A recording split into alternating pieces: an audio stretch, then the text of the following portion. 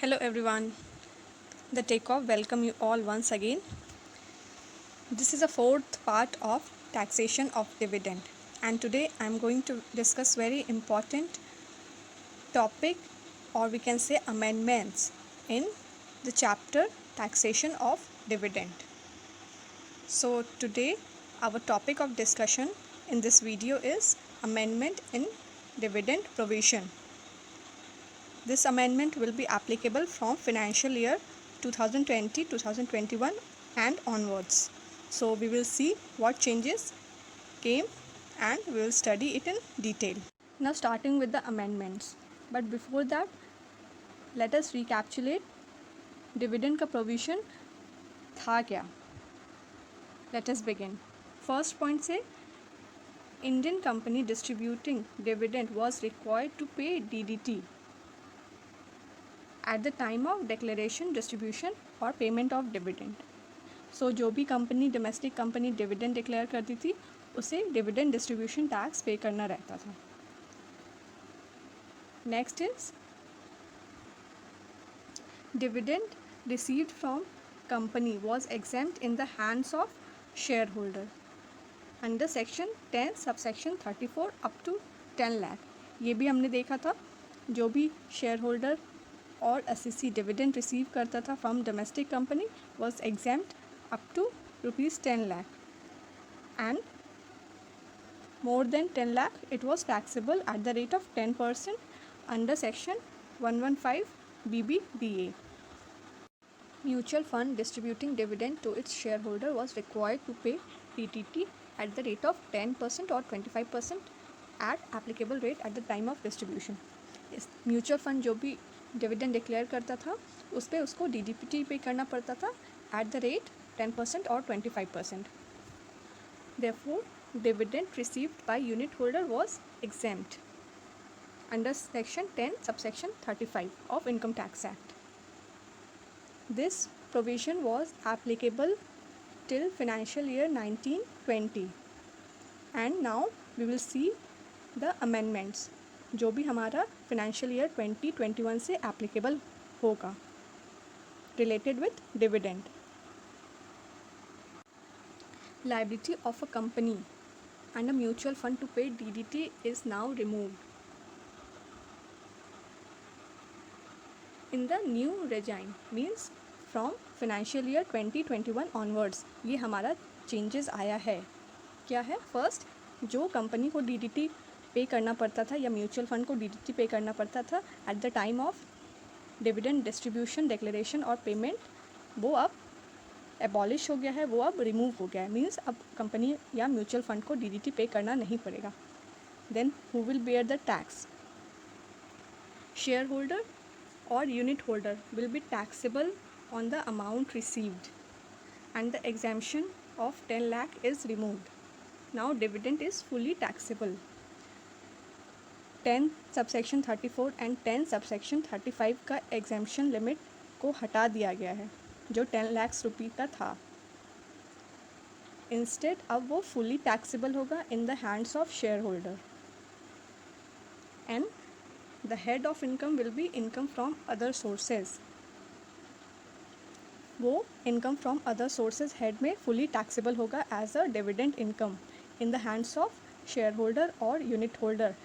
This is the major amendment in this chapter.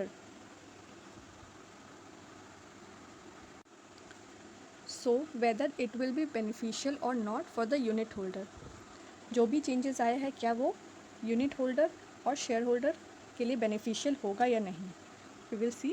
It will depend whether the company will distribute dividend or not. First तो हम ये देखेंगे कि company dividend declare कर रही है या distribute कर रही है या नहीं. Maybe company can retain the earning for future. So it depends on company. Next is the slab rate of person. Tax slab rate means person fall under which tax slab 5%, 20% और 30%. अगर वो 5% के category में fall करता है then उसका total dividend income पे 5% rate of tax charge होगा.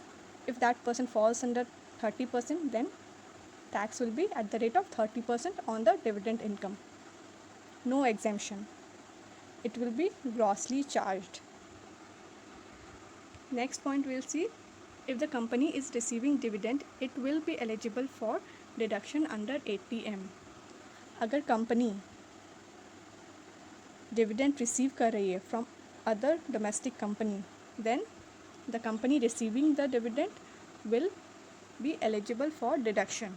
उसे 80M सेक्शन में डिडक्शन का बेनिफिट मिलेगा. हम देखेंगे 80M सेक्शन क्या होता है इन डिटेल.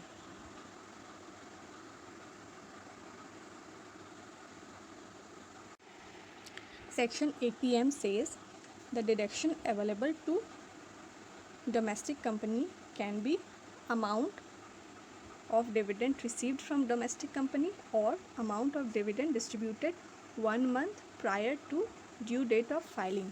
ये किसे मिलता है? ये डोमेस्टिक कंपनी को 80M सेक्शन का डिडक्शन मिलता है. कब मिलता है? जब कंपनी डिविडेंड रिसीव करती है from other domestic company.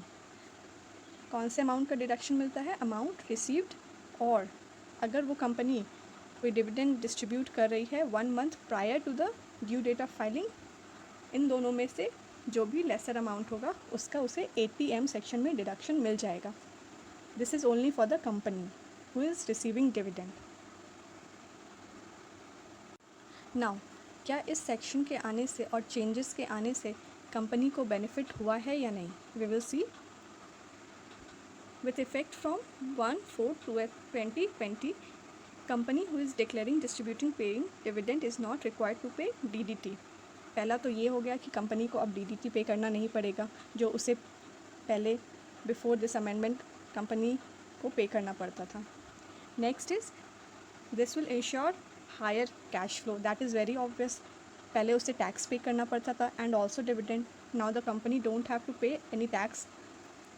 Only the dividend company have to pay. Therefore, it ensures higher cash flow in the hands of company.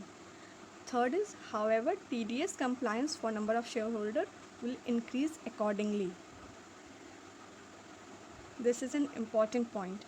Means अब जो भी company dividend declare करेगी, the company have to ensure कि TDS company has deducted from individual